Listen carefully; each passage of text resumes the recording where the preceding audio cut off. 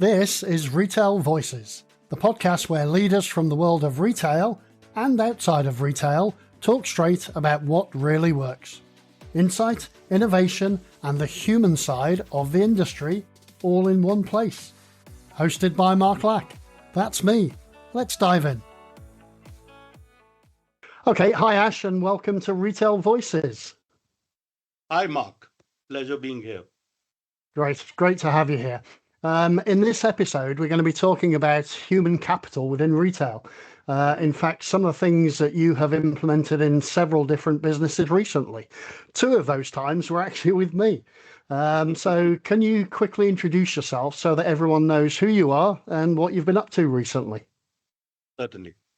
So by profession, I happen to be a human resources professional who has worked in roughly 17 countries in Asia Pacific, Middle East, and Europe. Last almost 10-15 years have gone majorly into retail sector with large-scale transformation in family offices and retail segment in FMCG trading sectors as well. And out of which, like you said rightly, two of the times we worked together and we drove some very large-scale transformations. Other than that, I'm a passionate coach. I do coaching and mentoring of a lot of young leaders who are passionate about growing because of their ambitions and aspirations to be global leaders. And I do that pro bono most of the times. But I also have a firm called SuccessionIQ, which I have recently established. And one of the main reason, and I've spoken to you about this quite some time back, is that I've always felt after my last almost 2 decades of working very closely with the boards, that in most cases, most of the boards and CXO teams do not know how to differentiate between performance and potential. And that leads to one of the biggest biases which affects all the succession decisions worldwide. And that is called the crown prince bias, wherein we have an image of what we want, and that image is largely far from reality. And then you end up bringing someone who looks like the part, but the person comes in and then disaster follows, and then you end up firing the guy. So it has happened so many times in front of me that I realized that succession planning is a very strong, incompetent area in human resources. So I went very aggressively in that direction to learn more about it. And I've over the years built a lot of expertise in that area. So that's another passionate area of interest of late. That's fantastic. That sounds really good. So I do have several questions for you, and hopefully we have time to get them all answered so that our listeners can get a real picture of what human capital means in today's retail environment and about what you do and what you potentially can do for people. So let's go for the first question.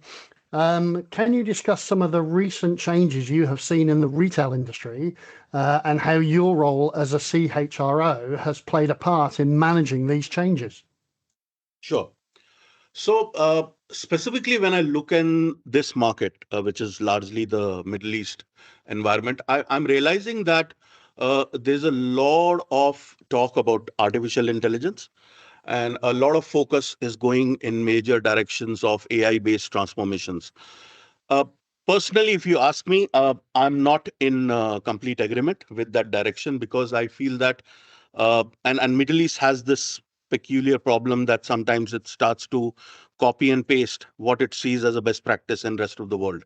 And that has often happened before also in front of me. So it is no wonder that most of the CHROs are being asked nowadays by the retail boards, that bring AI solutions and cut the workforce by half or cut the workforce by a quarter.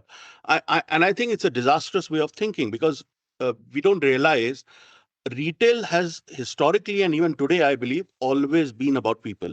And I believe that organizations like Walmart always got it right for a reason. Even when businesses were not doing well for them, they kept investing in people. And what is unique about Walmart is it has always kept its development pipeline and the development agenda separate from the revenue agenda. So what it means is, even when a crisis follows, they still have workforce getting developed to deal with the crisis. Versus the way most of the retailers in this market operate, that when the revenue starts to getting depleted, the first cost that they cut is the training cost, development cost, or headcount cost. which I think is a very bad way to perform and manage, because at the end of the day, this leads to disengagement. And it's a Yep. downward spiral. They don't realize that they disengage their workforce so much that even when the market recovers, their performance may improve because the market has recovered, but they will not achieve the peak potential that they could have achieved had they kept investing in people during crisis. So that's a common mistake. And I'm surprised to see almost all the retailers in this market keep on making that mistake. And obviously, you and I are a few people who often, when questioned on this agenda, we often pushed it back, and we never let people get cut because of a recession or a downturn, because we were very clear that there will come a time when this investment in people and development will pay back, and it always paid back.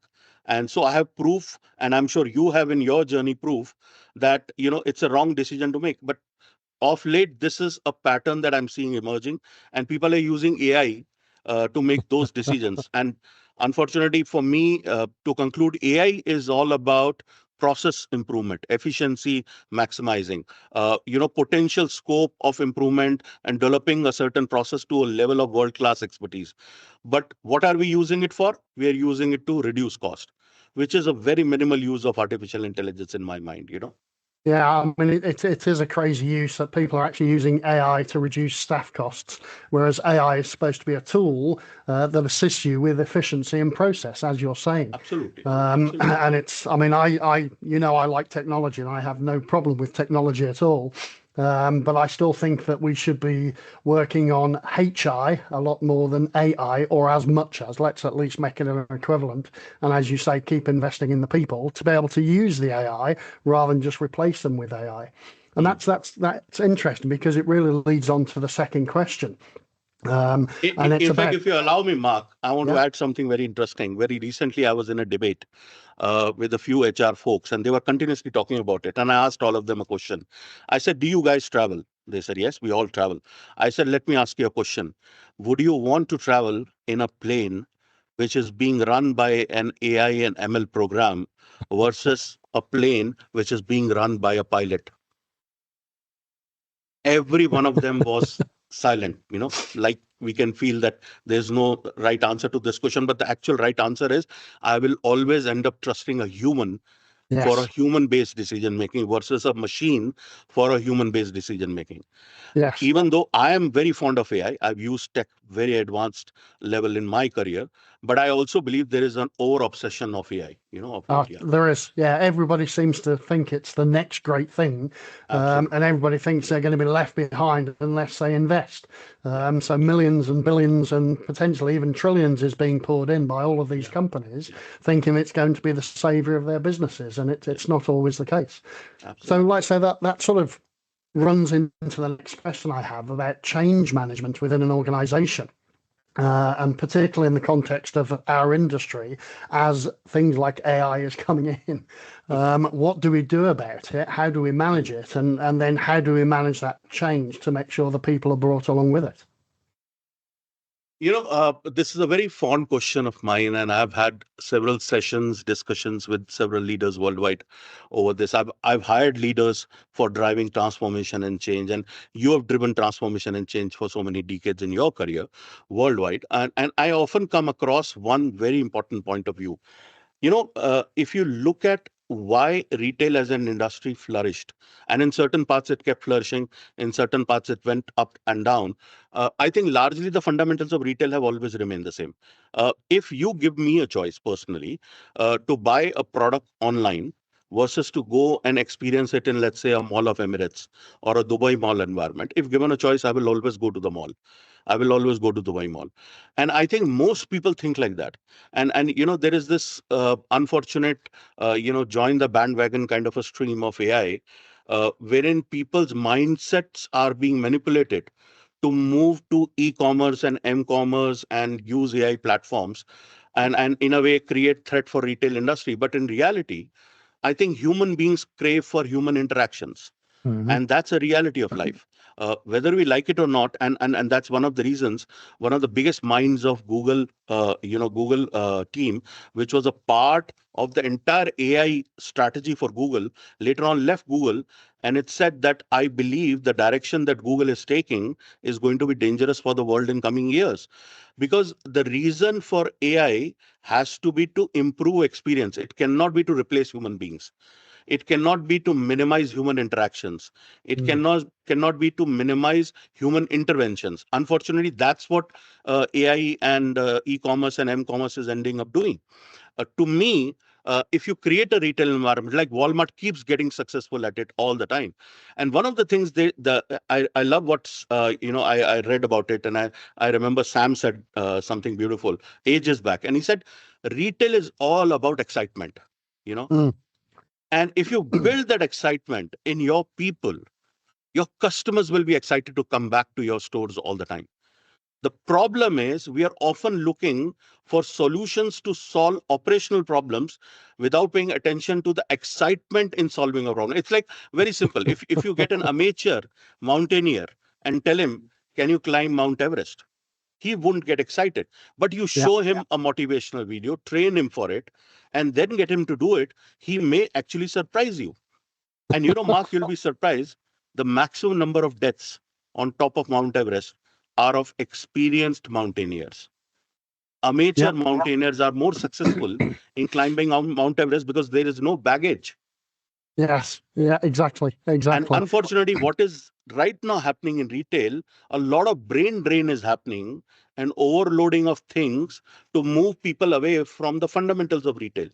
Retail is about human interactions. Retail is about enjoying the buying experience, enjoying the consumer experience, living through it, looking at the lights, the product, the setting, everything is doing magic to my senses.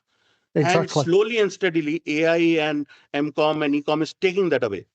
Well, I And, think it's I think it's basically accelerated because yes, I talk about it in my very first podcast where the art of retail has been disappearing over the last 40 to 50 years because we've all absolutely. looked for efficiencies and we've made it very, very bland and boring Yes, and beige to yes, go into the store. It's yes, just, yes. 20 meters of Yeah, beige shelves with the same yeah, product, same pricing, yeah, boring, boring, boring. yeah. But we're buying food, and food is exciting stuff. You could do so much with it, so Absolutely. many things that you can do with food. It's amazing. And we have the fresh departments that you can actually make a theatre out of for the Yeah, customers yeah. and make it feel exciting to go to the store again and buy food. And food is amazing.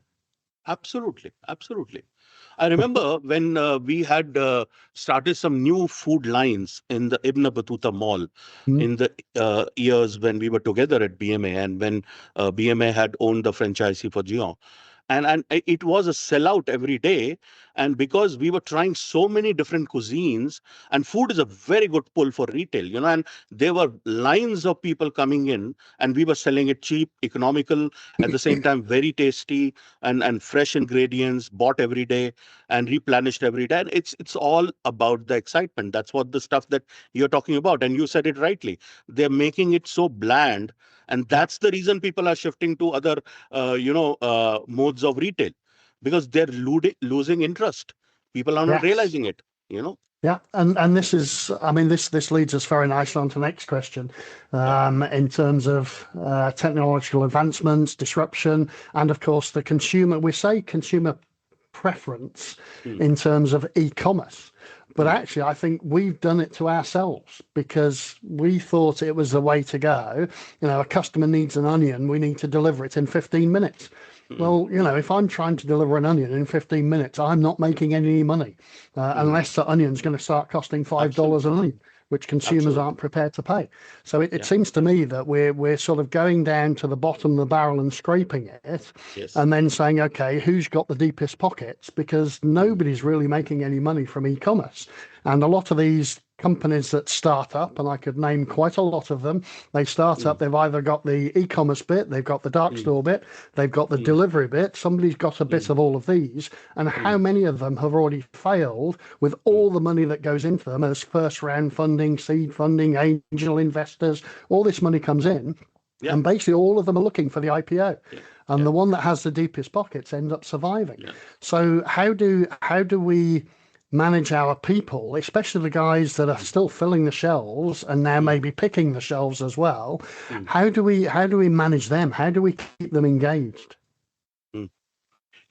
This is something which is perhaps a very critical question to ask. And I think most CEOs and leaders who are really genuinely inclined to improve their culture and improve their performance will be struggling with this today. And I want to kind of bring in a different context here. One of the things I've always believed that the industry is impacted right now majorly by these very large VC shark tanks and entrepreneurs who are investors in big companies. And they are building the mindset to suit the narrative, which is not the reality. It's very far from reality. And one of the core examples is you remember the LP days when we used to hold the music disc in our hand. Yeah, There was something magical about bringing it to a music player, putting it there. And then because there was a physical interaction, and the fact is, neurologically, an employee or a human mind is programmed to enjoy and experience more when there is a physical interaction with the device or the operating mechanism in between. You know what we have done?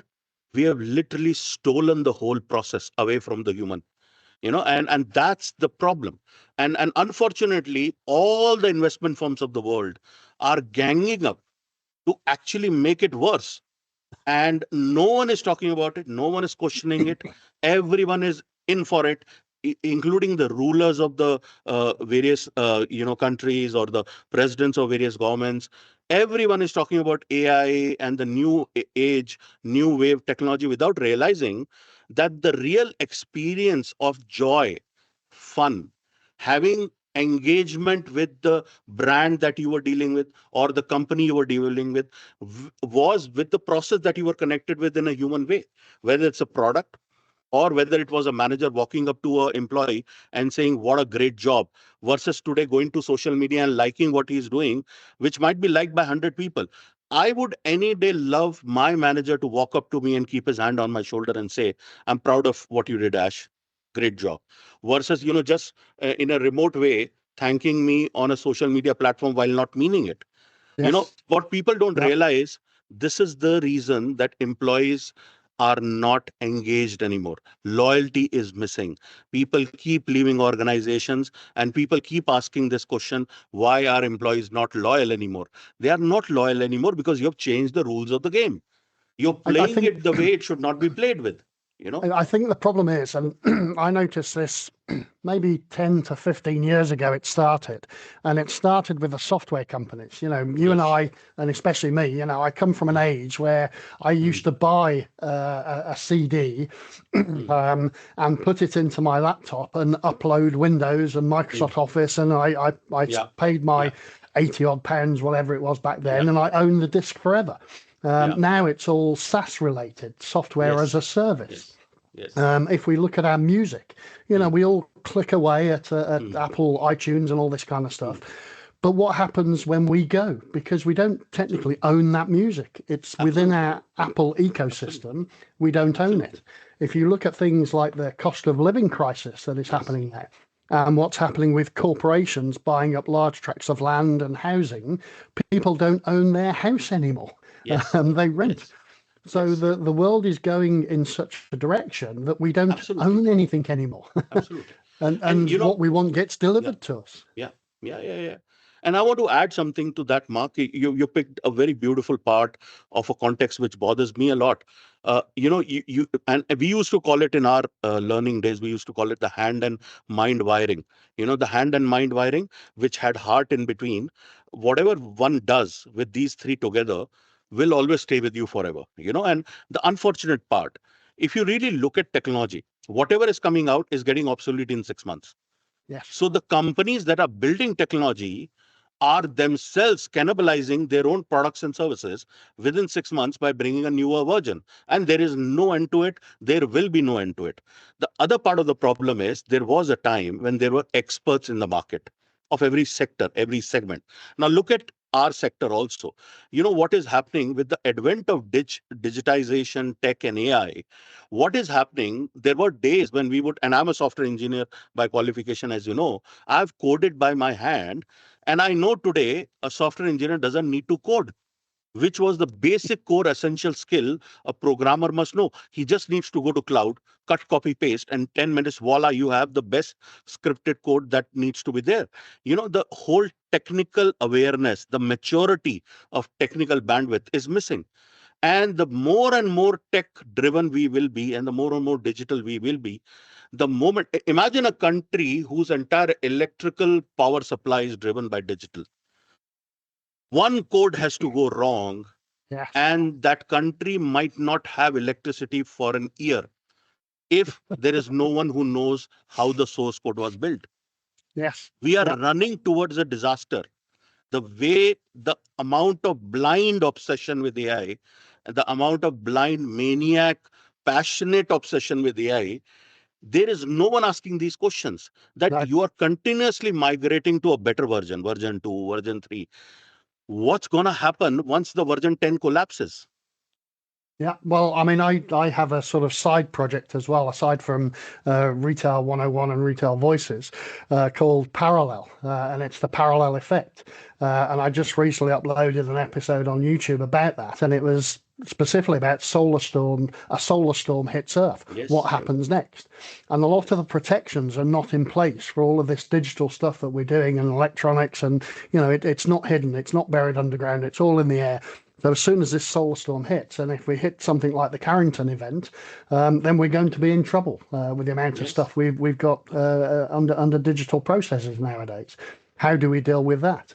The good thing is that we still have some elements of retail, and I know that some retailers have tried it, where they're moving some of the skill-based stuff into central hubs, so such as butchery, bakery. It's all going to central hubs. Which is good. Yeah.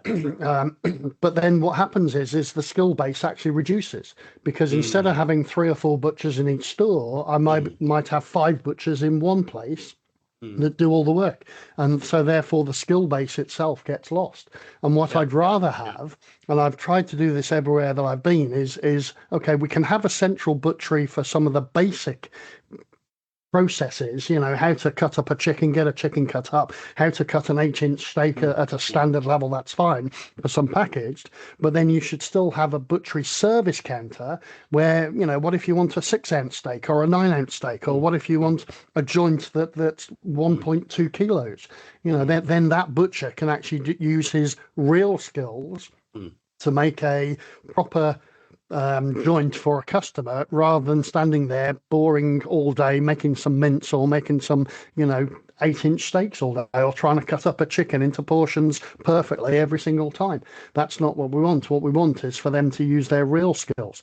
The same as the deli counter. All the deli counters are disappearing. Thank goodness they're still left in the Middle East. But it's rare to go to a deli counter in the West now, where you can actually talk to the person behind the counter and say, okay, I need a soft cheese. It needs to be from this country. It needs to be this, and that person has the knowledge, has the understanding of what you're looking for, and saw you last week and said, yeah, I remember you were here last week and I gave you that cheese. How was it?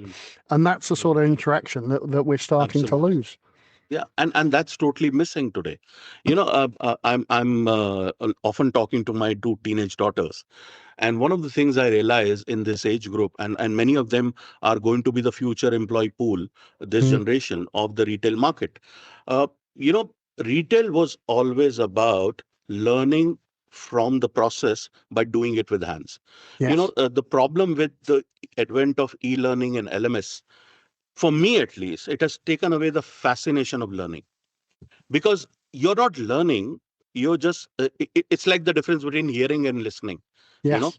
When I see a video on YouTube, it may stay with me for 10 minutes, maybe an hour, or a week at best, if it has really moved me.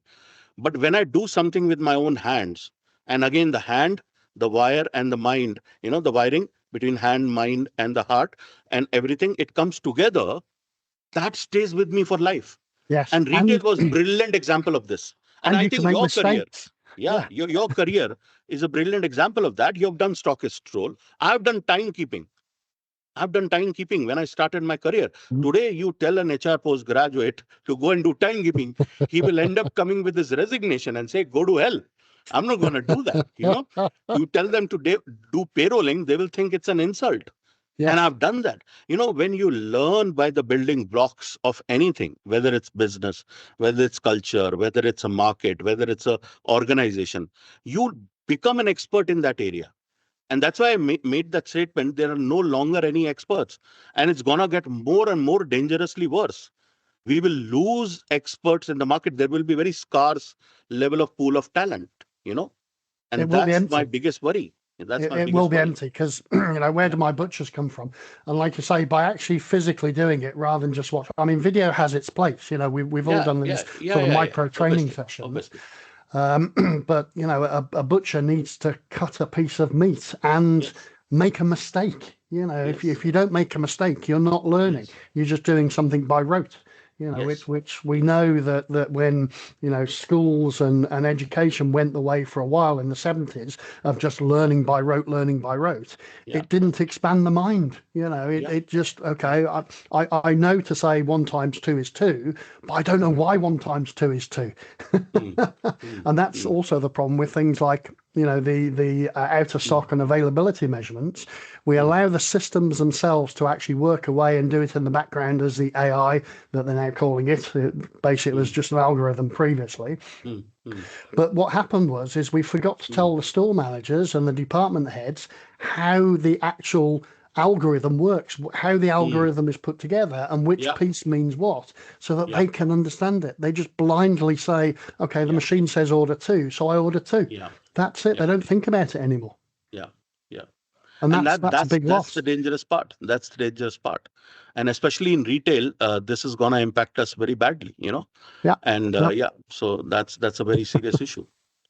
So let's move on to a bit of a segue. So Mm. um, we between us have implemented quite a few successful employee programs. We Yes, keep talking about yes, employees, so yes. let's sort of go on to what we've actually done for Sure, some of our employees. sure, If you could share some of those initiatives in terms of how sure, we keep people engaged or how you've kept people engaged in the past. sure. So, generally an organization and the way you look at any organization, largely, at least till the last few years, it was always like a pyramid. There will be some people at the top having a vision and an organizational focus agenda, and then driving the mission and purpose of the organization forward with people around it. What had happened over the years, many organizations worldwide became too big, and the couple of times that we worked together, we worked in similar environment. So one of the things, I remember you were a partner to that initiative. In one agenda I'm very close to my heart. We called it lighting the fire within, Yeah, and the whole purpose of that agenda was that we wanted to make people feel that they, even with whatever role they are doing in the organization, are playing a role in getting the vision accomplished. What happens often, when you tell an employee how he or she performs, you correct the agenda of performance, but the heart doesn't get attached to it.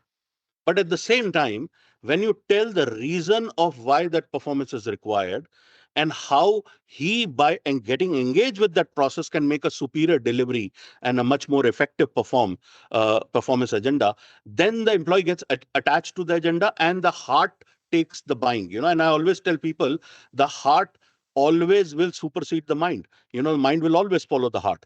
So it's very important, because unfortunately all the performance agendas are mind driven. yeah, Nothing is heart driven. That is why we created this program called Lighting the Fire Within. The whole purpose was we wanted to make people feel for their performance before they get to perform.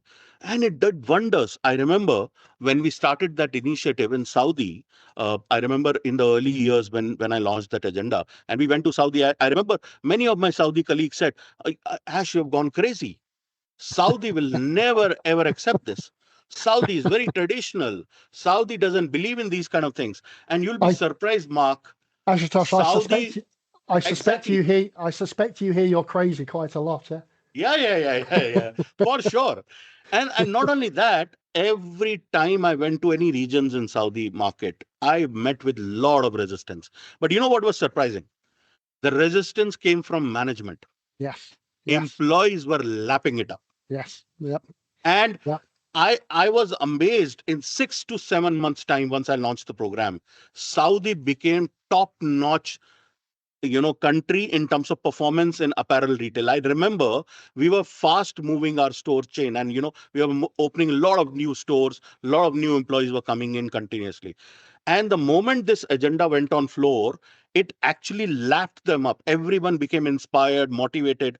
And I remember we were less than a few hundred stores, and we very Yes. fast scaled up beyond 200 stores in Saudi Arabia.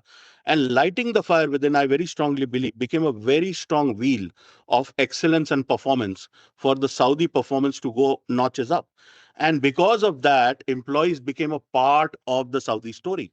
They became a part of the Saudi mission. They became part of the Saudi vision. It got aligned with Saudi Vision 2030.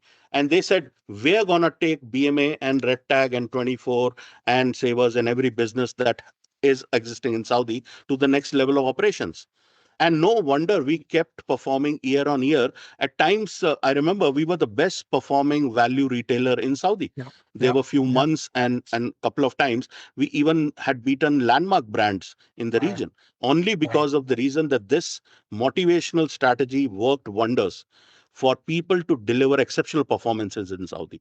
Yeah. So I'm very proud of that initiative. But you know what was different in that? One of the biggest difference was I killed the bureaucracy in between. If you remember, I made all of you coaches on our panels. Yes. Yeah. So a person who's a stacker or somebody who's let's say a cleaner in the store or somebody like that, everyone had a right to choose a leader that he or she wants to meet with.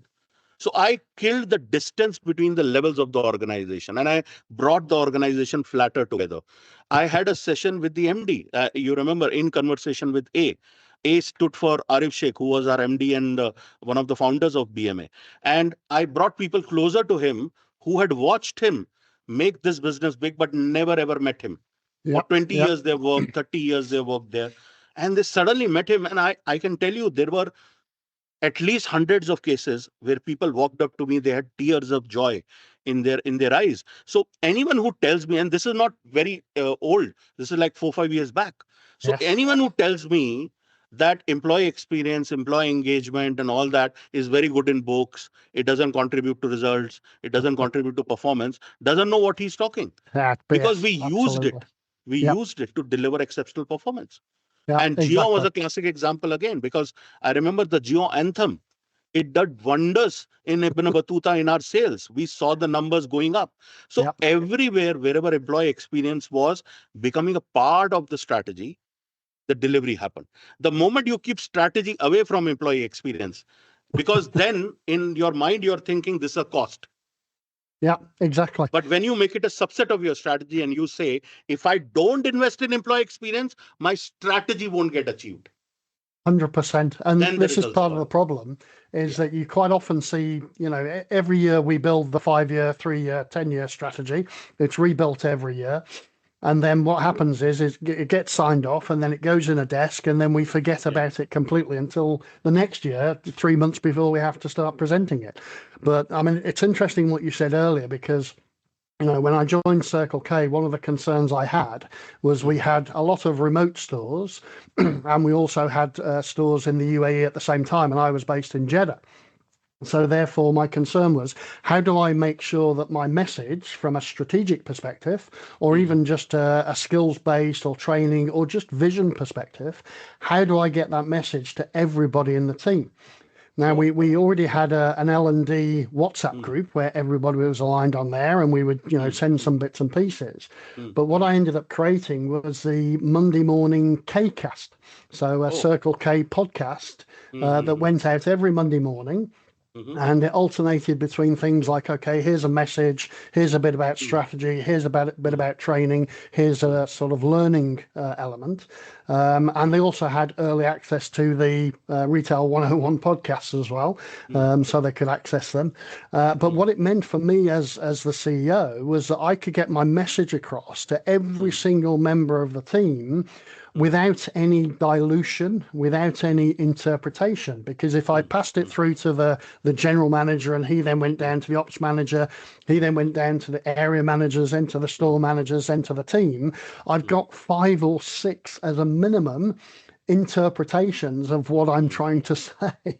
Whereas this gave me an opportunity to talk directly to everybody. And it's such a simple thing to do, and it was only a 5-minute podcast on a Monday, that it meant my message was getting very quickly to everybody that I needed to get it to without any dilution. Absolutely. And with the tools you have nowadays to make things like podcasts, and it was an in-house, internally done, there was no money spent at all. It was essentially free. It just took half an hour of my time every Sunday afternoon, So Absolutely. And, Mark, if you allow me, I want to add something to that.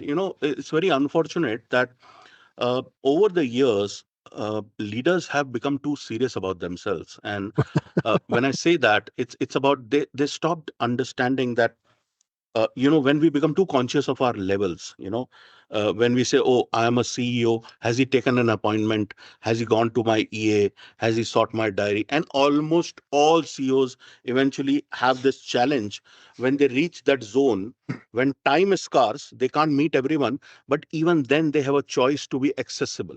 Being accessible doesn't mean that you'll give your 9 hours to everyone, but being accessible means that when you see a janitor, or when you're seeing a guard, or when you're seeing someone, there is a greeting that you'd give to that individual, and you become conscious that everyone who's seeing me is also learning from me by my presence.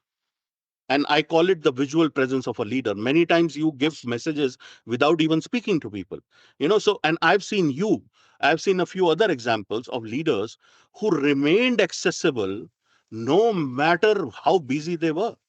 And that's an important key. And I think over the years, people have learned not to be accessible. And 100%. that's a very big, unfortunate demise of I think, visual leadership. It's a I very, think very again, important factor. I come from the 1980s style of management where we learned, MWBA, management by, or MBWA, management by walking around. And I still do that to this day. I visit the stores, walk around the store, I pick up litter, I'll pull out a price ticket that shouldn't be there.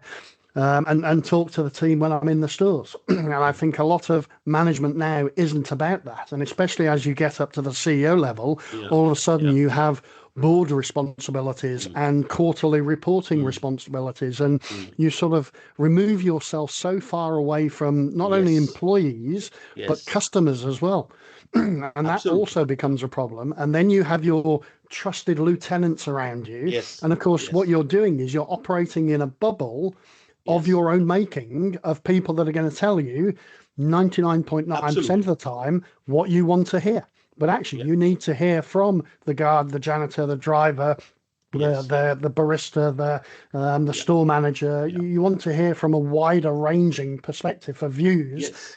And from customers, as if you remember when we started Urban Foods, I put myself on every community Facebook page where we had a store.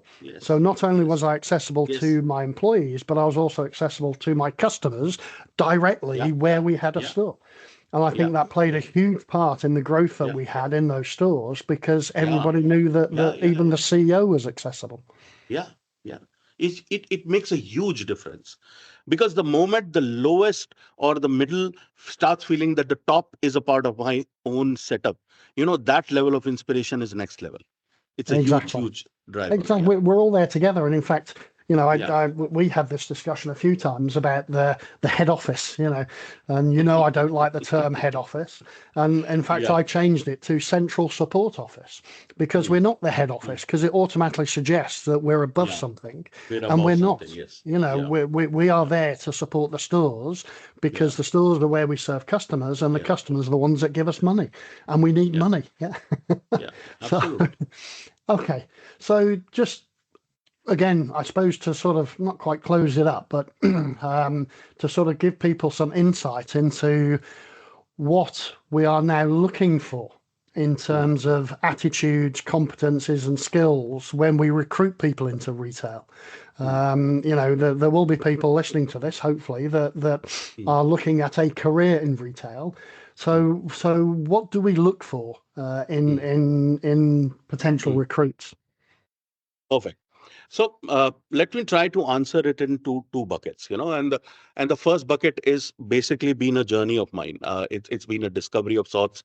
I think I kind of referred it back to you sometime back when we were having some passionate conversations.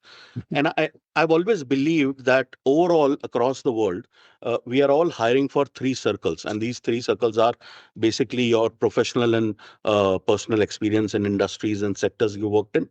The second circle is your education experience and wherever all your academic qualifications. And the third set is basically overall personality, etc. The how do you look, etc. All that part. Unfortunately, if you ask me today, this has been the practice for hundreds of years. And I always tell people that you end up spending 20 minutes to 60 minutes to evaluate somebody's 20 to 30 years experience. It is nothing but a joke. It is impossible. Nobody on earth can understand a human mind or a psyche or a psychology, and all three are different things, until unless there is science involved in it. And that's one of the reasons I went very aggressively in last 10, 15 odd years, aggressively behind understanding how the human mind is wired, how the neuro-linguistic programming, or how the three compartments of the mind, unconscious, subconscious, and conscious mind operates. And that's one of the reasons I chose certain faculties of assessments, certain faculties of personality psychology, certain faculties of psychometric assessments to learn and embrace and bring it together while I was building Succession IQ in my mind, and eventually I ended up building in reality. So one of the things I realized, Mark, and this has been a very profound learning experience and discovery for myself. If you really look at any individual, and when Freud, the father of human psychology, said it beautifully, that we are all like an iceberg. Mm. The 10% of the iceberg is always visible to the naked eye, and the 10% is the how and what. The how is whatever behaviors we are behaving with, and the what is the results and actions we are delivering in front of them. But nobody really goes to the 90% of the iceberg, which is Yep. the why. Yep. Why is the individual the way the individual is? Yep. And that comes from personality psychology, which has your interests. It starts from your childhood, what you picked from your parents, right? What you picked from your first boss, what you learned from your first organization. What are the wrongs and the rights you picked from your parents? What are the biases, prejudices, values you inherited from your religion, from your faith, from your race, from your class, from society, from your teachers? And it all is a composite of your why. And that's Yep. why Yep. most of the training interventions fail, because we're always dealing with the how and the what, which is the 10% of the iceberg. Yes. And that's why the impact of training someone is always symptomatic. Until unless you deal with the why, which is the 90% of the iceberg, only then when you deal with this 90%, which is below the surface, the how and what on top of the surface will change. So Yes. you have to deal with that why. And so I brought this method of evaluation, which is used in development centers, assessment centers, to the hiring process. And that's what Succession IQ does very successfully. So we are right now partnering with various companies who are interested in using this science to evaluate the candidates that they hire at top and senior and board level. Mm. And one of the things that they've discovered, that it may not be as faster as the other executive search from hiring, but they end up hiring qualitatively at least 100 times better than what they were hiring from executive search firms. And the reason is there's a qualified assessment that goes in place, and that tells them that this individual will be a miracle for you or this individual can be a disaster for you.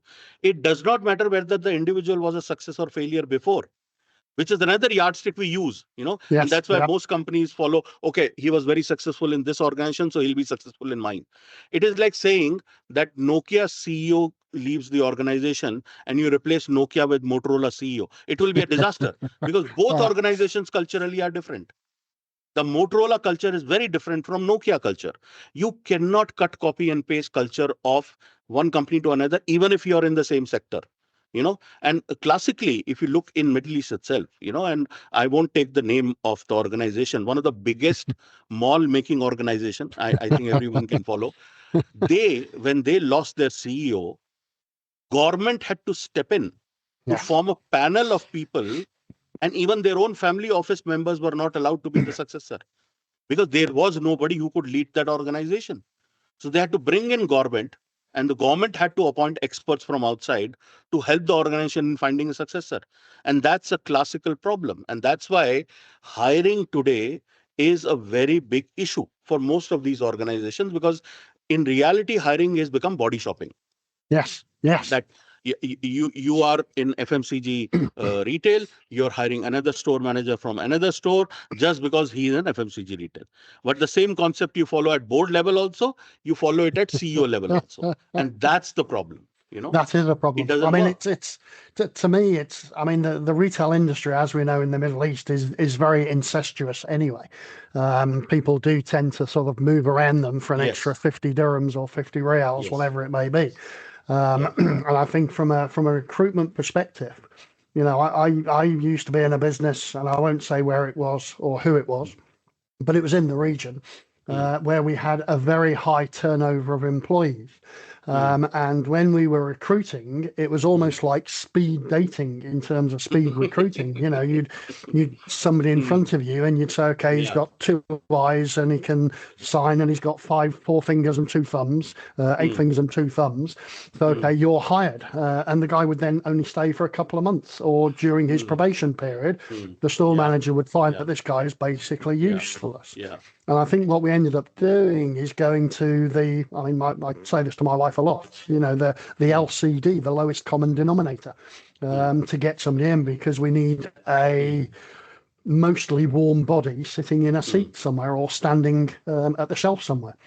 And mm, I think, the way I've always looked at it is I'm not so interested in mm, the skills they've picked up before or their background or experience. What I mm, look for in the first space is attitude. Do you have an attitude that serves mm, customers, that is in and about mm, serving customers? Because mm, if you don't have the customer service attitude, I mm. can't train that. I can't train attitude. What I can Absolutely. train is how to make an amazing cup of coffee, how to fill a Yes. shelf, how to put price to. I can Yes. train all the skills.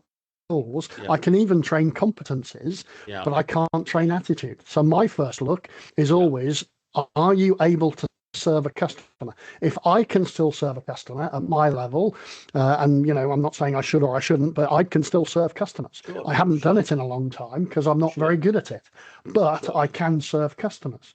Now, if Surely. you cannot serve a customer, you've got the wrong Mm, mindset to start off with. And that's sure. that's what people need to understand is Absolutely. serve a customer. And Yes. that doesn't mean being a servant, and it Yeah. doesn't mean being servile either, Yeah. because there are negative connotations at both Yes. ends of that. You have to actually sit in the middle and say, I am Mm, here to serve you as a customer, to provide a yeah. service, which is about adding value.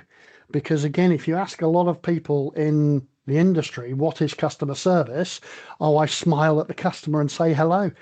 That's not customer Greet, service. smile, and thank. Exactly. Yeah, that's But it. It's Mark, you said it brilliantly, and I want to say it again, and for our audience, that the problem with hiring processes today also is that we keep hiring for skills, whereas we should hire for attitude, yeah, and skills can be trained. But if attitude is wrong or attitude isn't there, the right attitude isn't there, you cannot train attitude. Attitude is no, hard wiring. yes, You can only train skills. You can make him unlearn certain other skills and train him on new skills, but attitude cannot be undone. But that's the hard wiring of the individual. And I'm very fond of saying this.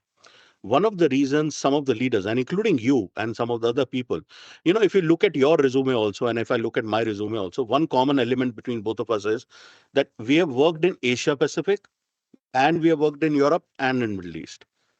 And versus if there are leaders, and I'm not taking it away, there are many successful leaders in Middle East.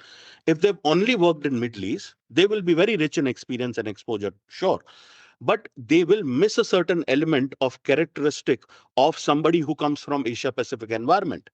yeah. And why you were so successful in your career as some wherever you left. I remember, because many a times you would walk out of an organization before me.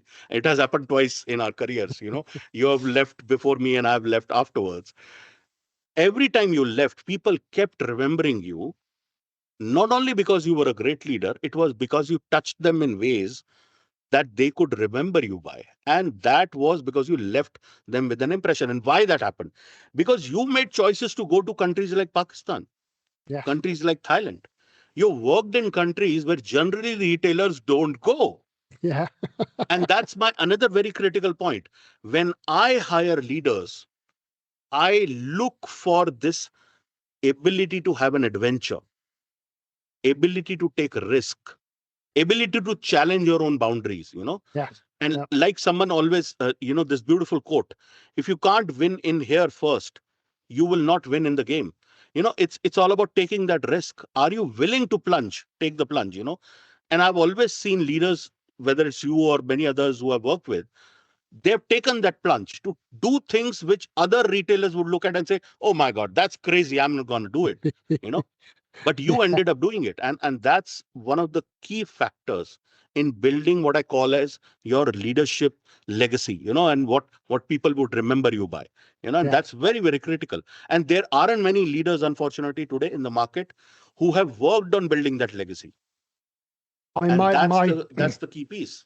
I mean, the way I've always seen my role, at whatever level I've had, is basically to leave people with more than I started with. Um, because I have a certain amount of knowledge. And again, I know as an expat that there are sort of, I am there to be squeezed like a lemon so that all of the juice comes out. And our time in these places are supposed to be limited by contracts or just by we've reached a certain level with the organization. Now, if I can get the organization to the next stage, then basically my job is done. After that, I maybe need to leave it to somebody else, be it a local Sure. that I've been grooming and training to take that role on, or somebody else who has a slightly different skill set. Sure. But my role is to at least leave the organization better than it was when I arrived, and the Yes. people with more than they had before I arrived. Absolutely. And that becomes quite important. Yeah. Yeah. Okay, that's great. That's really good. Thanks for answering the question so openly and frankly. As you know from my Retail 101 online series, I like to try and break things down into simple things Sure. for everybody.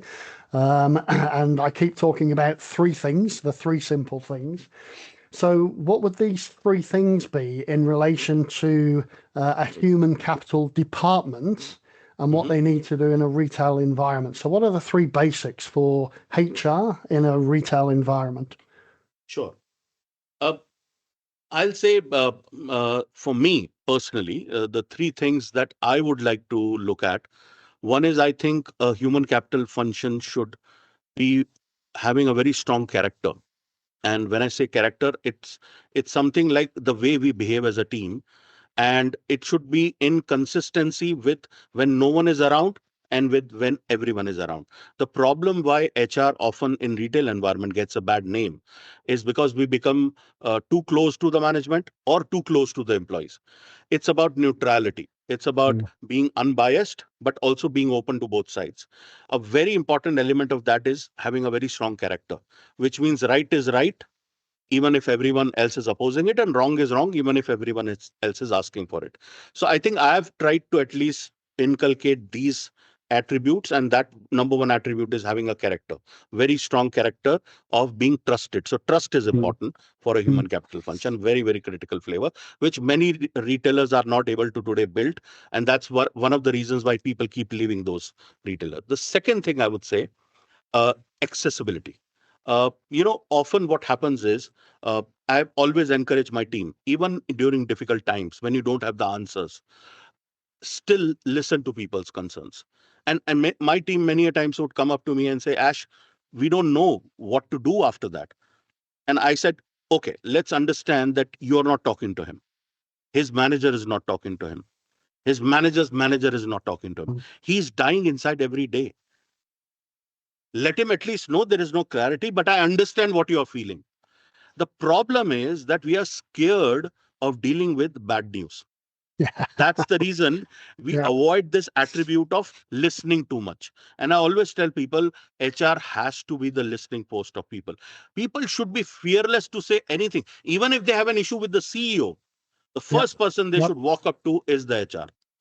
Unfortunately, not many CHROs try to build that kind of spirit in their team. And I've always encouraged that spirit, that be open to listen to anything. So that's the second thing. The third thing, and that's usually very different from the way HR is considered to be, I've always trained my teams to take risks. Generally, HR is opposite to that, and you've known me, and I've often Yeah. been called crazy, like you've been called also. I've always taken risks. Generally, Mm. HR is averse to risks. My belief is that HR is a function which is not only just administrative, it is culture building and it is strategic. The moment we take risk, we become more closer to business because we are able to move faster with the business. Because business will always try to explore certain areas where we may not have an awareness of, and we should be willing to take that risk. We should be willing to read about it, learn about it, embrace it, change accordingly, and take the risk. So I'm very fond of taking risk, and I have always encouraged my teams to take risks. So the 3 points for me is build trust. Second is be accessible by listening to everything. And third is be open to take risks. These are the three very important characteristics for me. That's brilliant. Thanks, Ash. That really gives us a good insight into how you certainly manage HR, and it's always been appreciated from my side when we've worked together, but also gives some big indicators to all of the HR people out there Sure. as to how you should be doing things, and what means something to not only the CEO but also the employees on the floor, Sure. because they need to feel as though there is somebody there for them, and that can be HR. And at the same time, HR has a very difficult balance because on the one hand it's got the employees, and on the other hand it's got the business. So it has Absolutely. to somehow balance both of those things in their hands, and they're not the good guys or the bad guys. Yes. It's just a balancing act in terms Yes. of what's best for which part of the business at the time. True. That's brilliant. Okay, thank you very much, Ash. That's been excellent. We shall probably be back next month with another Retail Voices episode. So Lovely. keep checking the website for retail101online.com for more details as to exactly when and who we will have coming on the show.